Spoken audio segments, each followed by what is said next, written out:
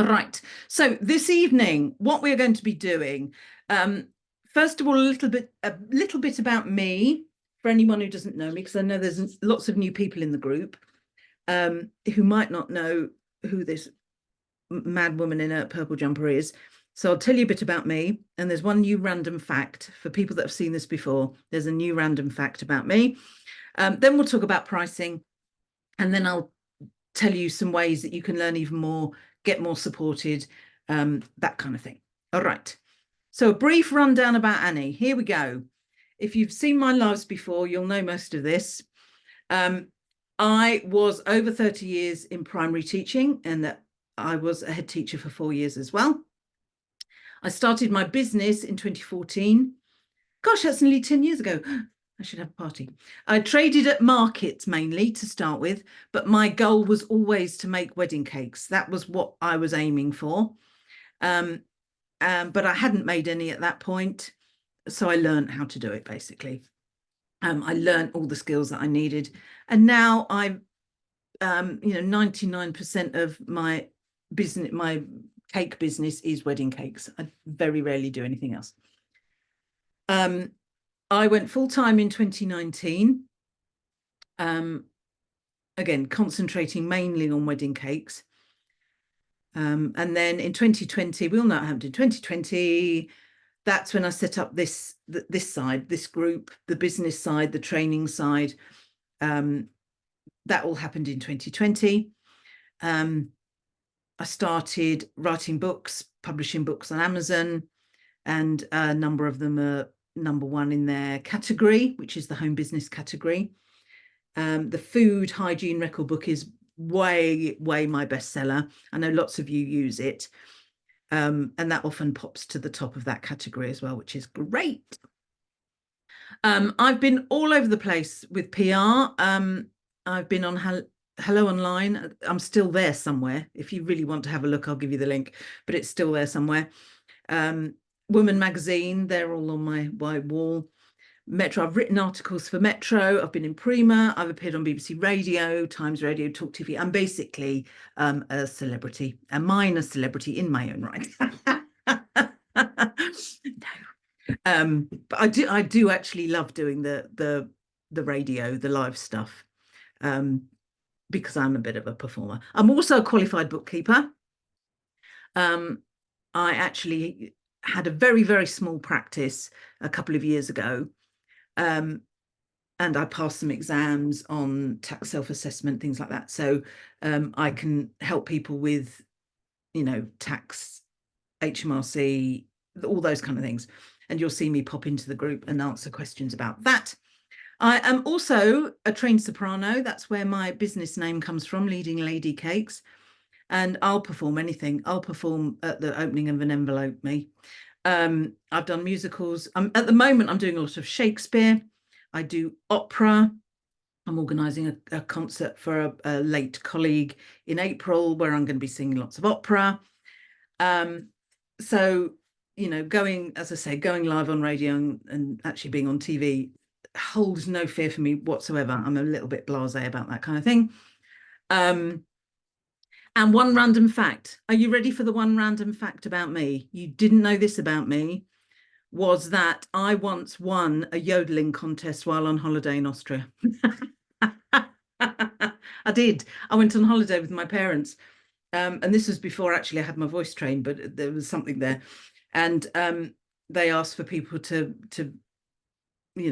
go up the front and basically make fools of themselves.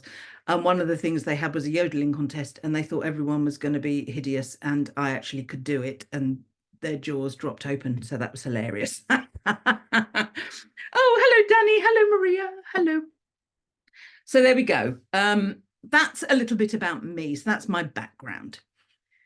So let's have a think about pricing then, shall we? And we're going to think about pricing mindset, because that is the most important bit. The actual figures and the calculations, I will talk a little bit about in a minute. But that's the sort of the technical bit, the science bit, if you like. The difficult bit is getting your head round the pricing. and feeling okay with your pricing. That is the tricky bit. Okay.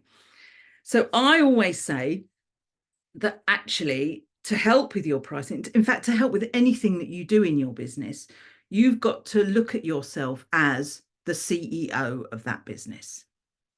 And as the CEO of your business, you are responsible for it making a profit. Because when it comes to business, that is the bottom line. A business makes a profit. If you're not making a profit, you are running a very expensive hobby. Okay. There will be, by the way, I forgot to say this at the beginning, but there will be some Annie tough love moments going on today. They're very nicely put, tough love moments, but they are. Okay. So you've got to think of your business as, you've got to think of yourself as the CEO of that business. You are responsible for it making a profit. Okay. You are responsible for its success. So when it comes to some, to tricky decisions sometimes, or shall I, shan't I kind of decisions, you've got to think about, is what I choose to do here going to make my business a profit? Okay. Obviously, you've got to weigh that up with other things that are important to you and your business. Okay. Helping people out, being charitable, those kind of things. But when it comes to charity, actually, the more accurate you are with your pricing, the more profit you make, you are then in a position where you can use some of that profit and give that profit back to charity. The more profit you make, the more you're able to help. Okay. Yes, it's all very nice and very laudable to pay people, to be charitable from your hourly rate. But at the end of the day, eventually your business will run aground and you're going to be in no position to help anybody because you're not making any money at all. So think of it in terms of, you're a business. You've got to be a little bit hard-headed. Okay. I think about that all the time. Not to say I don't help people. Of course I do. I do an awful lot for free. I help a lot of other bakers for free. I respond to requests. I help people in my group, so on and so forth. But when it comes to my cakes, I'm the CEO of my business and I need it to make a profit. Okie dokie. The other thing you've got to think about, there's a whole list here, by the way, we'll get through them eventually, is that you have got to see yourself as providing a skilled and professional service. You are not just a baker. You are not just someone in your kitchen knocking out a few cakes. Okay.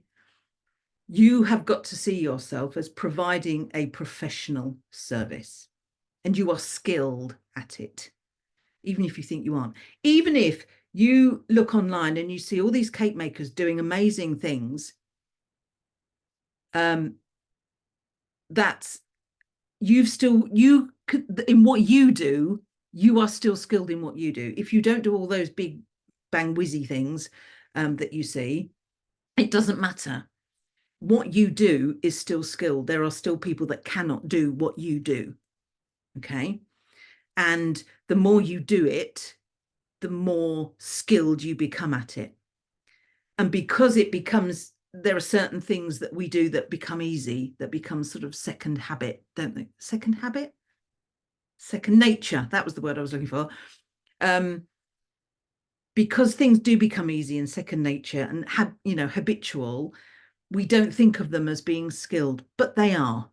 So you've got to start thinking about that in terms of that. Yeah, I do something here that not everyone does. So I'm a professional service. Okay. Oh, hello, Sarah. Hello, Ree. Hello. Nice to see you all. Now, I see this all the time, and I tell people this all the time, particularly when it comes to putting up prices. Over the last year particularly, people have had to, bakers have had to put up their prices because prices have gone up, energy's gone up, all that kind of stuff. And I've seen people sort of say, oh, I don't know what to tell my customers. I've got to put my prices up. You don't have to explain your pricing to anybody. You absolutely don't. If you have, and particularly for people that do bespoke things, of course, don't do that. If you've got menu items and things that people buy regularly and you are having to raise the prices, all you do is you send out a professional but polite notice saying, we're having to raise our prices. This is our new price menu or whatever. Okay. Don't feel you have to explain them. Don't say, oh, the price of everything is really, and I'm finding it really difficult. No. People don't care about that, to be blunt. People just want to know if you can offer something that they can afford. Okay. I get put off, I must say, by businesses that say, oh, we're having to put our prices up because of this, that, and the other, and this has gone up and that's gone up. No, sorry, Annie, tough love. I'm not interested in that. I just want to know what you can offer me and what the price is. And then I'll tell you whether I can afford it or not, and if it's too much. Okay. I think that it just looks a little bit desperate if you're sort of apologizing for your pricing. You shouldn't have to do that. You're a professional service. You're a business. You've got expenses. Those expenses have gone up. So this is our new pricing system. Okay. So no apologizing for your pricing. That is hard to do.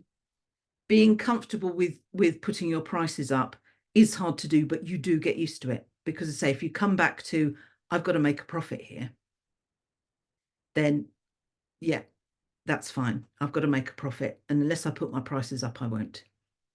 Okay. Tough love. Told you it was tough love.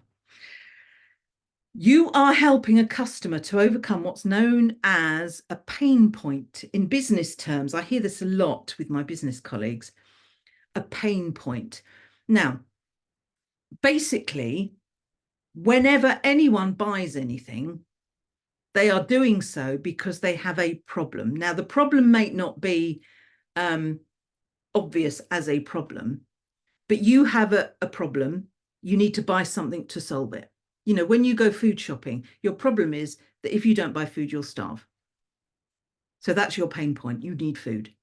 So you go to a shop, supermarket, and you buy it. You buy clothes to keep warm. You buy clothes to look good. You buy clothes, evening clothes, to go out in the evening. You have a pain point. You need this particular item.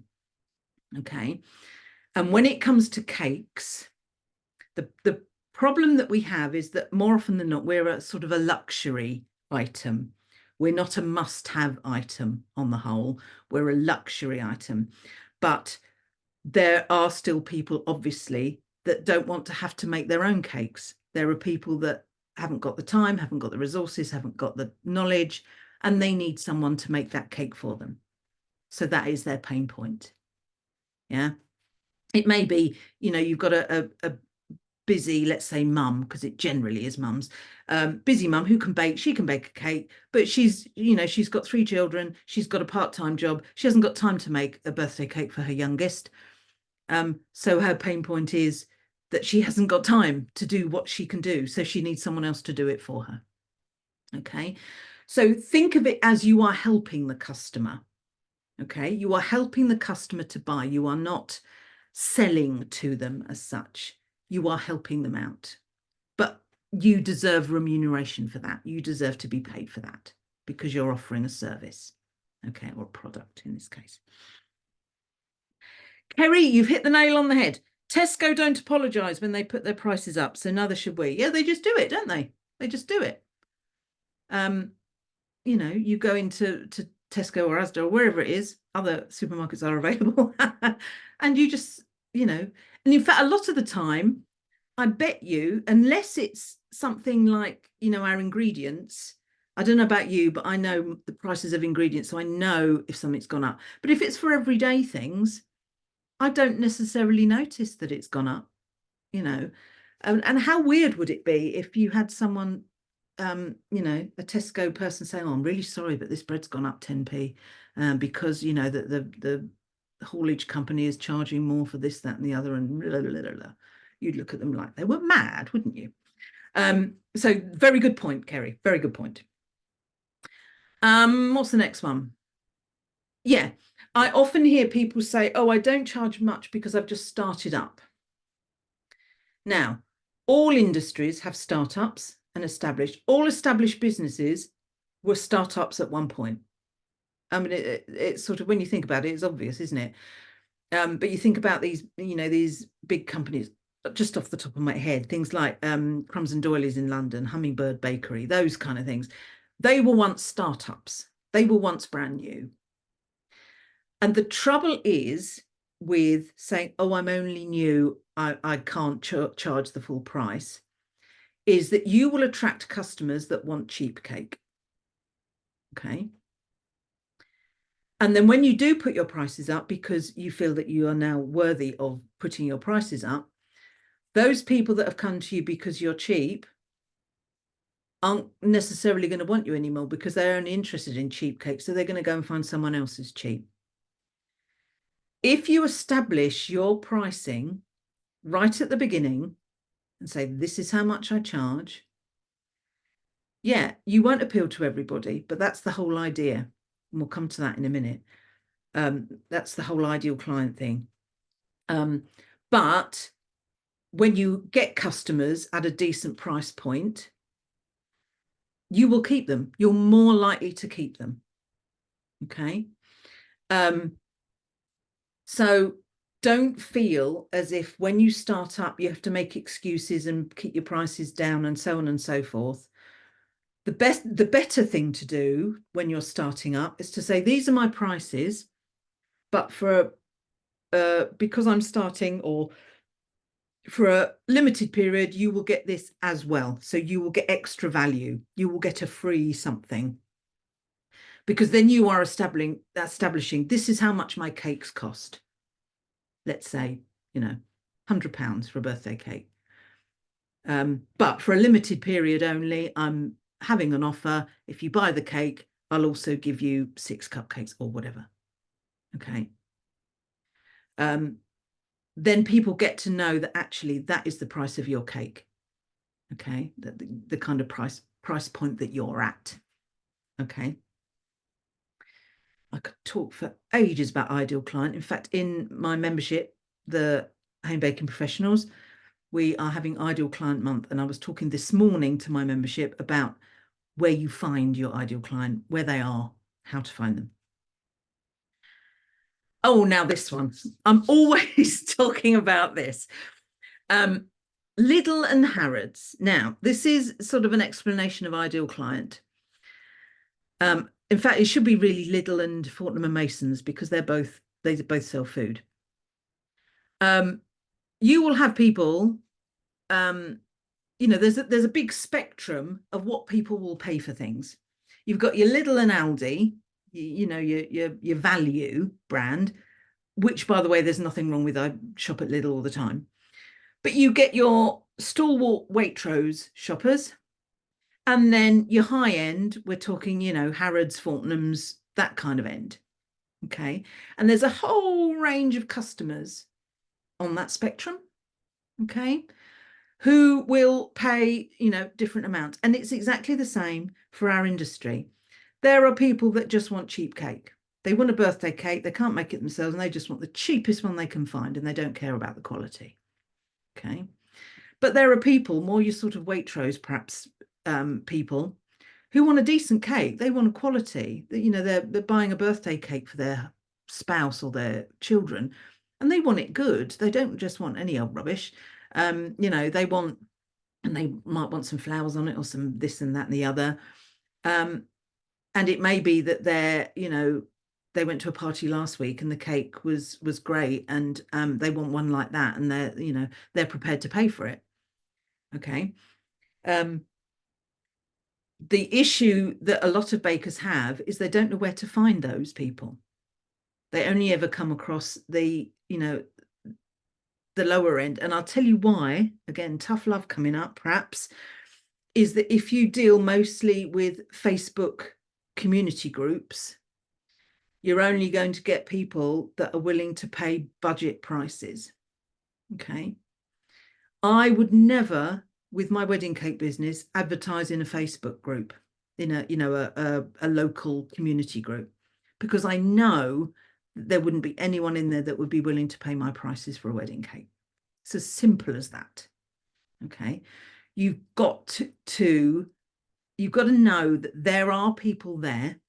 We'll come on to this again in a minute. But you've just got to find them. And now I'll put here, how much does a pair of shoes cost? So if you ask that question to lots of different people, you would probably get different answers. If you asked it to perhaps your group of friends that you might all go out with occasionally, the chances are they're gonna tell you a roughly similar price, because you're of a certain, you're of the same mindset, if you like.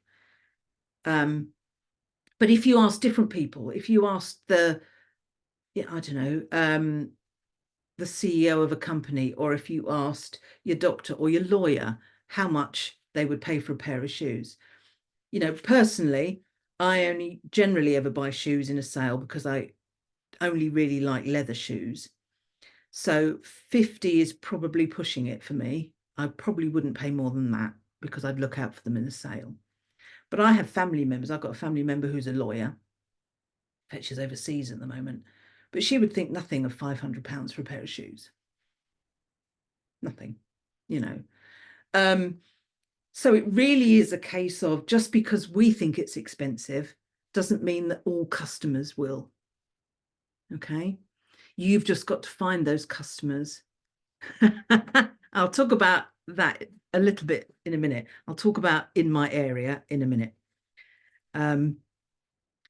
But you've got to think about that just because it's expensive for you, it might not be expensive for someone else.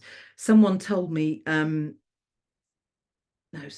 was it last year? I can't remember. I think I was in a Facebook or a WhatsApp conversation, and someone was asking about hairdressers in the area or something. And someone said something about, oh, they're very reasonable. They're only £70. And I, 70, now I never have my hair cut, you can probably tell. Mainly because I don't value £70. I just wouldn't pay that. Not that a hairdresser isn't worth it. Of course they are. They're skilled people. But I personally wouldn't spend that money on a haircut. But I know people that would spend £100, £150 on a haircut. So it's all to do with perception, isn't it? It's all to do with, just because you are too expensive for one person does not mean you are overpriced. It just means you are too expensive for that person. Okay. Oh, Caroline's here. Caroline's here. And Liz and Katie. Hello, my darlings. Hello. Nicola, you're very true. You're very right. Good cake isn't cheap, and cheap cake isn't good. Absolutely. Absolutely. Yeah. Who wants to be known as the cheap baker? No. We want to be known as quality, don't we? Which most of us are. Well, we all are. So think about that. Think about, ask different people that in different, circumstances, how much would you pay for a pair of shoes? And you will get loads of different answers. Okay. Rosemary is here. Hello, Rosemary. Hello. And the last thing, I say this all the time, again, you never know what the customer is thinking. Never assume anything. Just because they haven't got back to you when you've sent them a quote does not mean you are too expensive. It might mean that they can't afford you and you're out of their budget, but it does not mean you are too expensive. You are out of that person's budget. And it actually might be nothing to do with cost, why they haven't got back to you. Okay. Let me tell you a little tale of an inquiry and a customer I had over Christmas at some point, beginning of January, over Christmas. I got contacted by somebody. I would like this particular cake, and they described the cake for so many people. And she said, on your website, it says you do 2-tiered cakes for 350. And I said, oh, actually, it's sort of from, and that's an average. You know, it does say that on my website. But anyway, tell me what you want, and I'll see what I can do for you. So she said she would like sugar flowers and so on and so forth. And I thought, oh no, what am I going to do here? Now, the old me, the starting up business Annie, would have slashed my profit, slashed my hourly rate to make sure that I was within her budget and gave her what she wanted. But no, no, no, no, I do not do that any longer. What I did was I said, okay, if your budget is 350, I can give you this. You know, plain, I think semi-naked cake, 2 tiers for however many people it was. That's what I can give you. I said, if you want what you are asking for, I can do it for you. It will be cheaper if you collect, because a lot of the cost involved was because she lives so far away. I said, if you got someone to collect it, you could have this for, I think it was 450, whatever it is. So I gave her a couple of options. I gave her something within her budget, and I gave her, but if you want more, it's going to be this and this and this. Thinking, well, I'm out of her budget, she's going to go elsewhere. But no, what she does is she comes back to me and says, no, what we'd like you to do is deliver. We'd like the second option, but our budget is now 600. What they'd obviously done is given, set a budget without knowing how much cakes cost. So they obviously took my information and thought, actually, we want a decent cake. And, she actually said to me at one point, no, I want you to do it. She saw what I did and loved it and wanted me to do it. So they adapted their budget so that they could afford me. Okay, which is a brilliant position to be in. I wish that happened all the time. It doesn't, but it is so lovely when it does happen. But because I was the CEO of my business, I knew what I needed to do to make a profit. I wasn't going to cut my prices to suit her. Lovely though she is, I don't owe her anything. I don't owe her a cheap cake. I have to run a business. I was as helpful as I could be in helping her to buy in the budget that she had. But at the end of the day, she realized that wasn't going to be enough. So she put more budget into it. Okay. So take what you will from that story. Okay. Lots of people. Hello, people. Nice to see you all here. So I think that's the end of that slide. So it's all to do with mindset.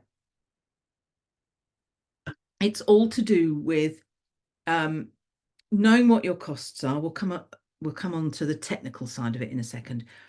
But it's to do with, you are a business, you are a professional business, you are providing a service. Because when you make a cake, you're not just giving them the cake, you are providing a service. You're talking to them, you're offering options, you're, taking descriptions and designing things, whatever it is you're doing. So you're doing all that. So you should be paid for it. You should have an income, a decent income because of it. Okie dokie. Right. Okay. There's some bit more tough love coming now. Bit more tough love. Let's talk about these phrases. This is what I often see in the group. And I can understand why people post these. I'm not judging anybody, because, say, when you start up, it's really, really tricky. But when people say, what's the going rate for, or what's reasonable for this, how can I put it politely? That's nonsense. There's no such thing. There really is no such thing as what's the going rate for a pair of shoes? What's the going rate for a handbag? What's the going rate for a car? You know, as I've already explained, going rate and reasonable mean very different things to different people.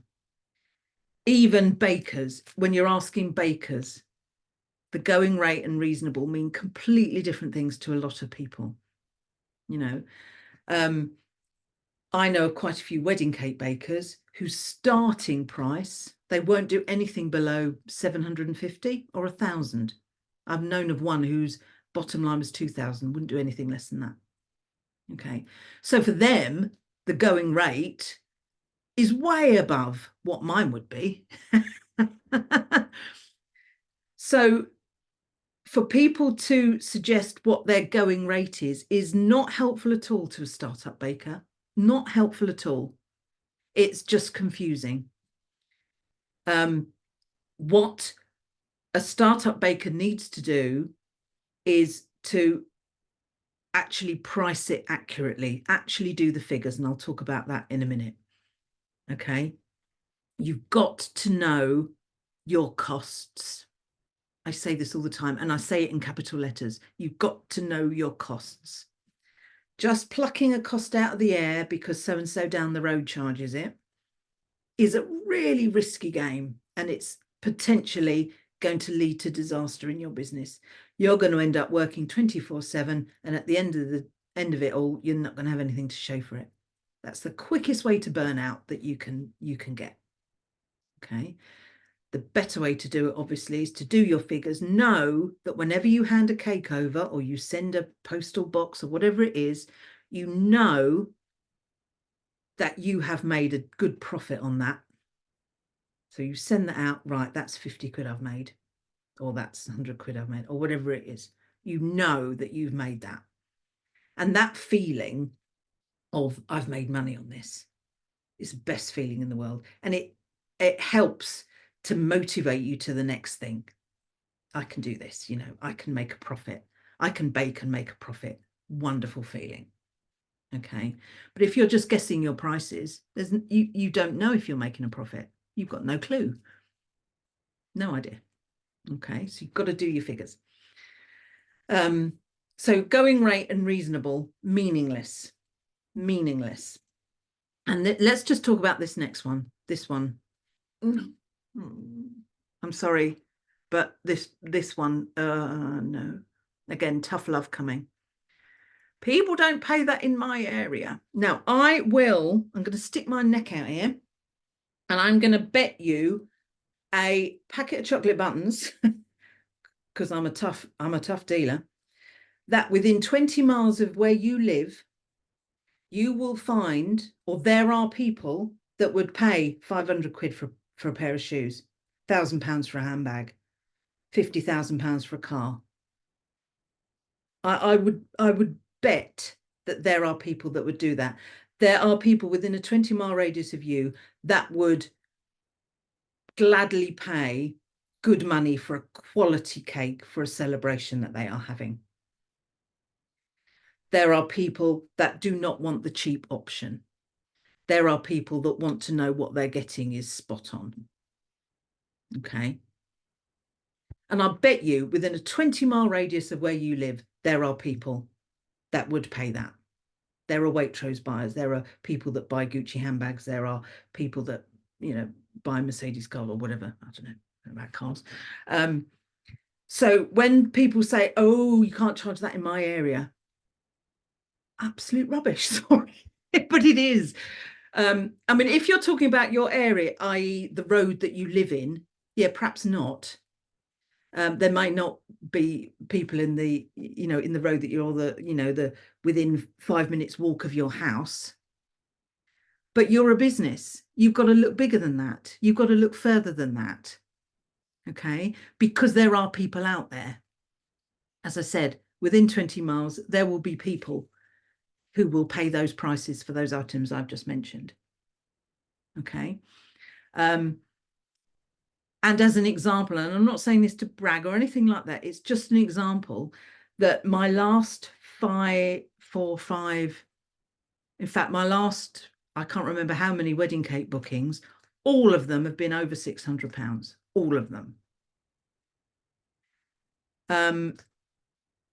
Including that one that started off with a 350 budget. She ended up with a £600 cake or £600 booking.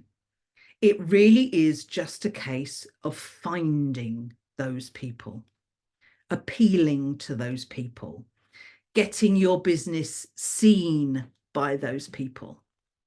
Okay. If all you ever do, again, tough love coming up here.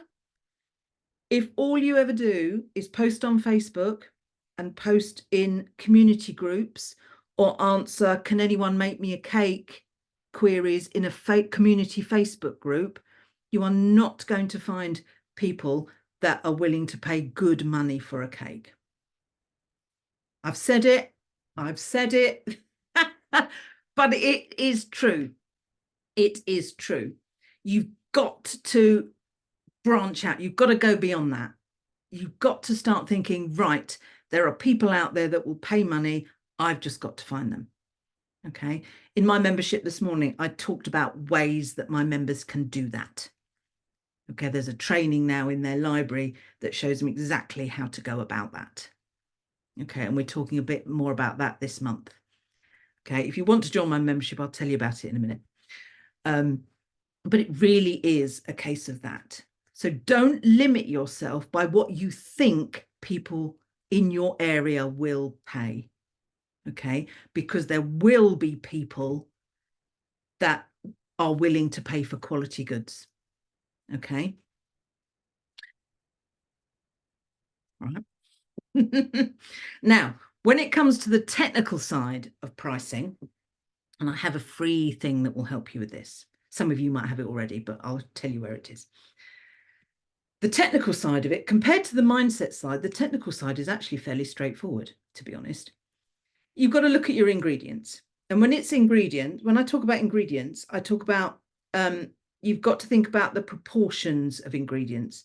So for example, if you're making a cake and you buy a bag of flour and your bag of flour is 1.5 kilograms, you're not going to charge all of that to your cake unless you're using all that 1.5 kilograms in, it's a tiered cake or a big cake.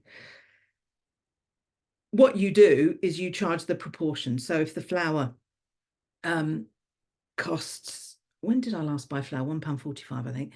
So if, you're using 150 grams, for example, that's 14.5p, isn't it?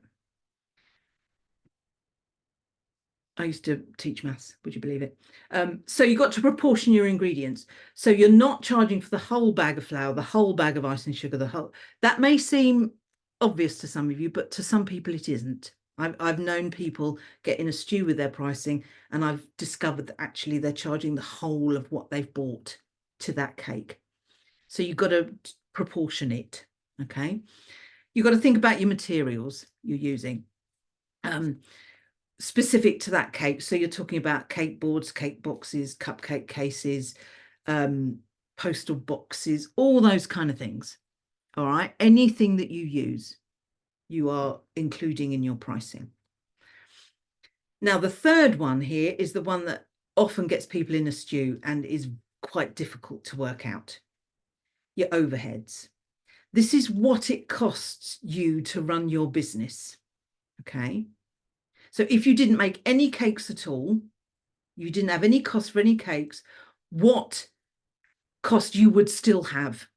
Okay, so we're talking, energy, insurance, phone, water, all those kind of things. All right. Now, in my free guide that I will show you a link to in a minute, there is a link there to my YouTube video. I mean, if you just go to my YouTube channel, you should be able to find it, but use the guide and you'll get the link, where I go through, I even get my whiteboard out and I go through how to work out your overheads. Okay. You can do it. You do it by room, you percentage it. It's quite mathsy, but you've got to be able to know how much your business is costing you. Okay. So access my free guide there if you're not sure how to do that. That also helps you with overheads in terms of tax expenses as well. Okay, it will show you what you can put on as a tax expense too. The next thing to include, of course, is time. I hear, and it makes me cry when people say, "Oh, I can't charge any time because people would never pay that." As I said before, find the people that will pay that. It'll take a bit of time, but you must charge your labor. You must charge your time. And as a minimum wage is now, what is it, 11, 12 pounds an hour now? Can't remember what the minimum wage is. And you are doing skilled work. So you've got to charge at least 15 pounds an hour. Okay. So it's not only the time of making the cake. I don't personally count the time that the cake's in the oven because I can be doing other things while that's happening. I'm talking mixing time, I'm talking, covering time, stacking time, that kind of thing. Okay. And if you're not sure about how much to include, that when you first start out, that is a little bit of a find out, try it and see thing. Think what you charge, what you think it's going to happen. And then if you find that you're way out, adapt the next time you quote. Okay, it really is a voyage of discovery, that one sometimes. But the more experienced you get, the more you know, oh yeah, that cake's going to take me however many hours, minutes, whatever. Okay. But you must include it.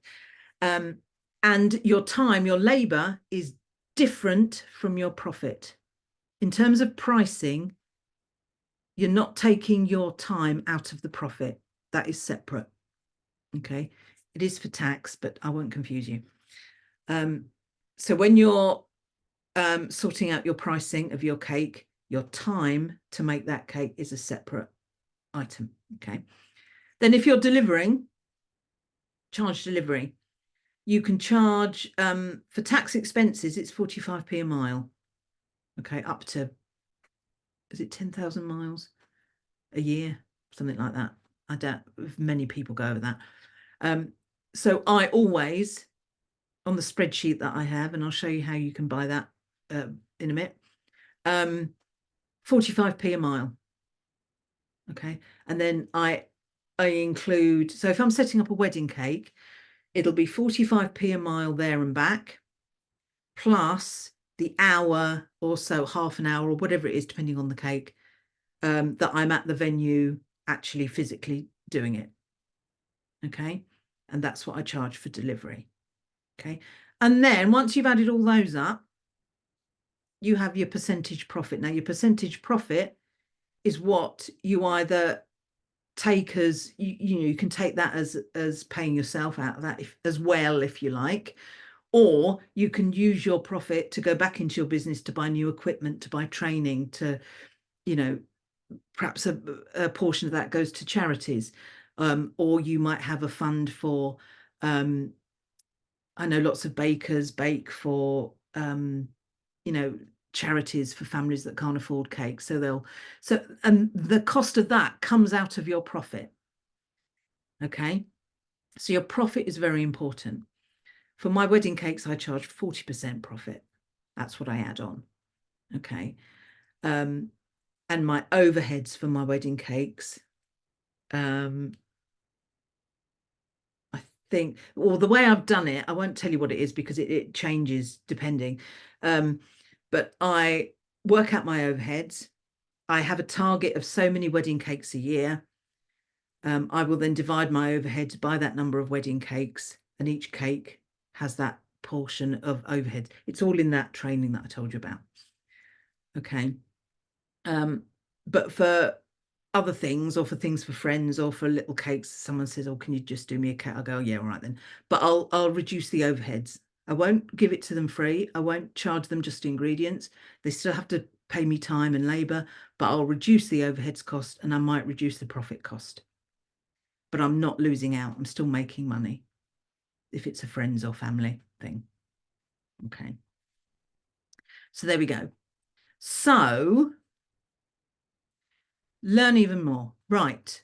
So the free guide that I was telling you about, it is in the files in this Facebook group somewhere. But if you would like it emailed to you, there's a post. It should be in the group by now. I've put in, I scheduled a post that tells you about, and there's a link there. Okay. If you are on my email list and get my emails, you will have had it emailed to you by now, because I'm sure I scheduled that for 7:45 as well. So in the post, you get the link to sign up for the free guide. If you're on my email list already, the link has been posted in there for you. Okay, so that's the free guide with some my previous live that I did, plus the overheads live that I did. Now, if you want more, if you'd like some more and more in-depth help with your pricing, I've got a couple of courses for you. If you're starting up, this one is perfect, because this one also includes a kitchen inspections, a whole look through the Safer Food, Better Business book. That session is over an hour because I go through every page. So in this course, Start Your Own Baking Business, I talk about registering, I talk about kitchen inspections. Oh, it's all there on there. Pricing, we do a bit about pricing. You get my pricing spreadsheet, which helps you, and the session explains the spreadsheet, so it shows you how to work it. I talk about insurance, I talk about ideal clients, I talk about branding and marketing, getting sales, that kind of thing. And we talk about business planning. That one is instantly accessible. So when you sign up for that one, you can access it immediately.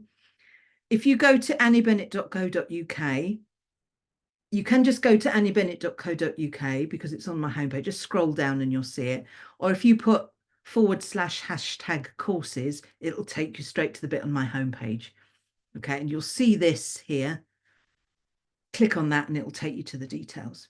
Now, if you're past starting up, if you're a little bit more ahead with what you're doing, you might want grow your own baking business, which takes things a step further. So we do a pricing session, and the spreadsheet again is included there. But we talk a little bit more about ideal client. We talk about getting leads, getting bookings, where to find clients.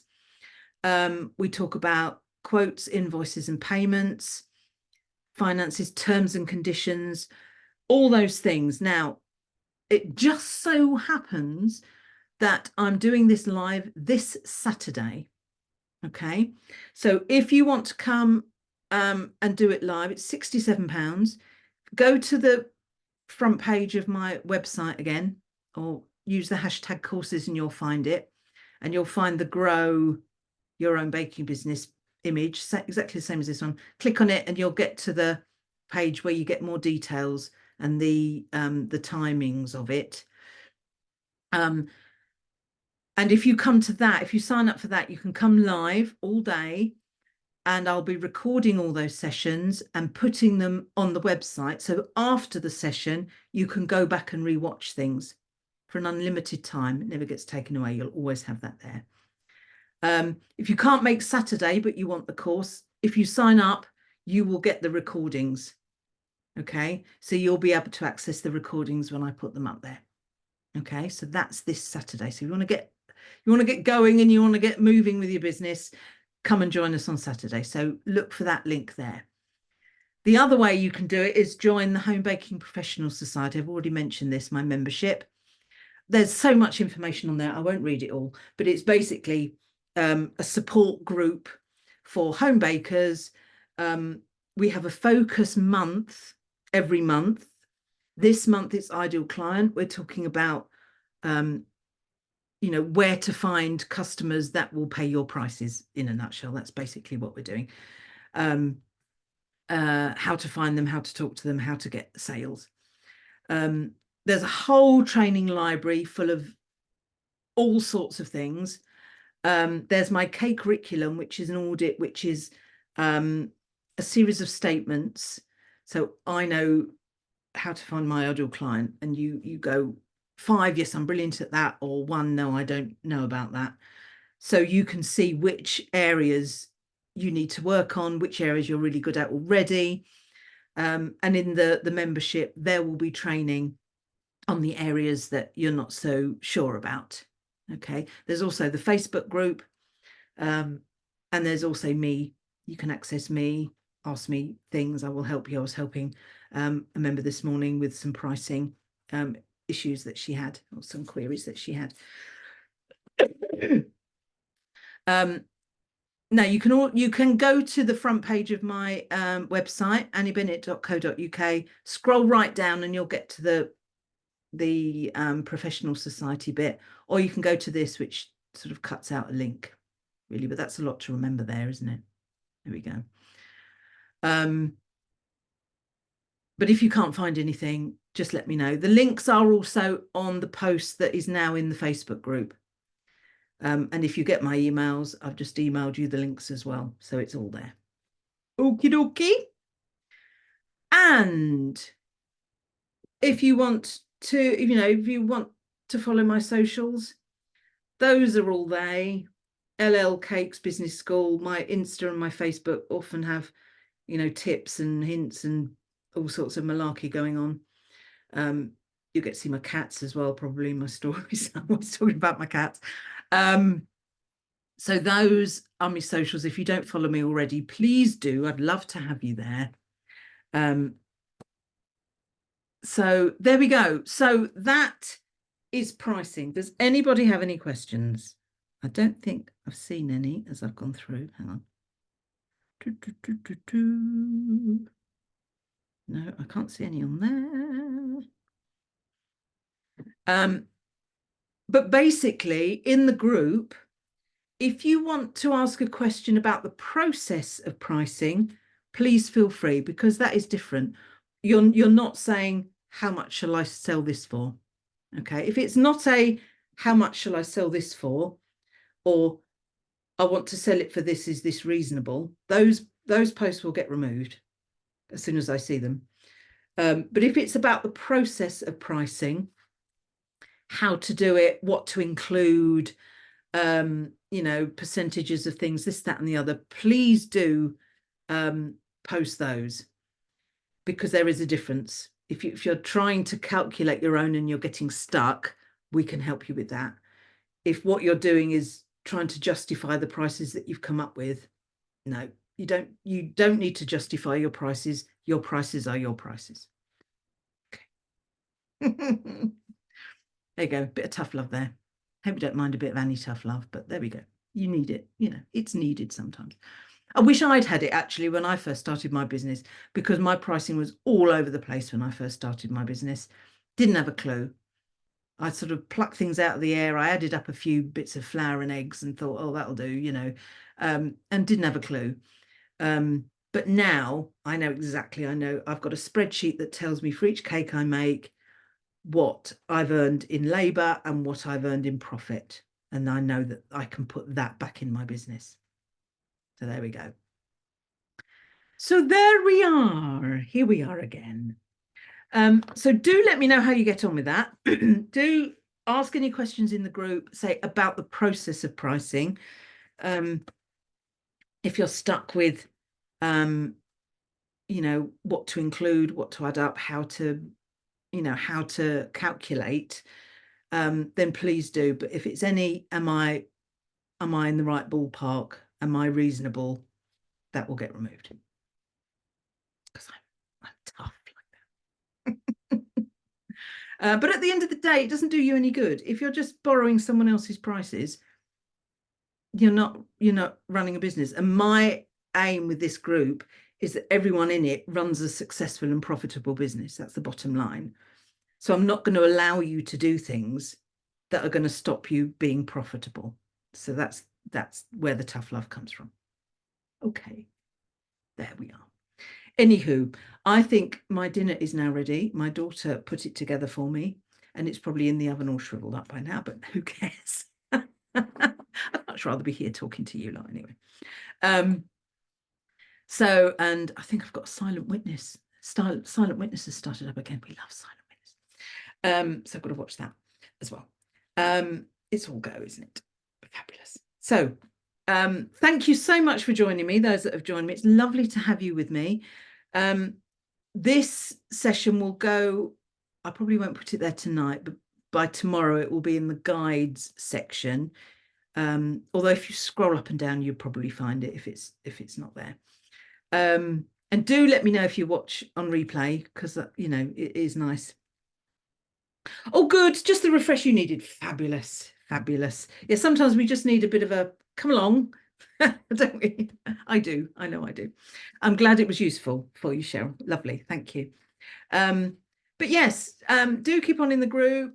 Do keep doing what you're doing, because it's a lovely group. Oh, and yes, Kerry's coming on Saturday. Yes, it's going to be great, Kerry. We're going to have a great day. Oh, you're very welcome, Sammy. Very welcome. I will be doing another live. Well, I've got for those interested in doing sugarcraft, she says behind her. In fact, it's that one there that I'm going to be demoing on the 16th. That's next week, isn't it? Next Tuesday. I'm going to do a demo for making a sugar peony. Look in the group. There's a link for it somewhere. You have to sign up for that one because it's on a Zoom. And if you can't find it, just ask. I'll give it to you. All right. Wonderful. Oh, you're very welcome. You're very welcome, Emily. Very welcome, Ree. Thank you for joining me. And I'll do another evening session, probably February now, because I'm doing a production at the end of January, which means that my evenings are going to be taken up with being on stage, as you know, Shakespeare.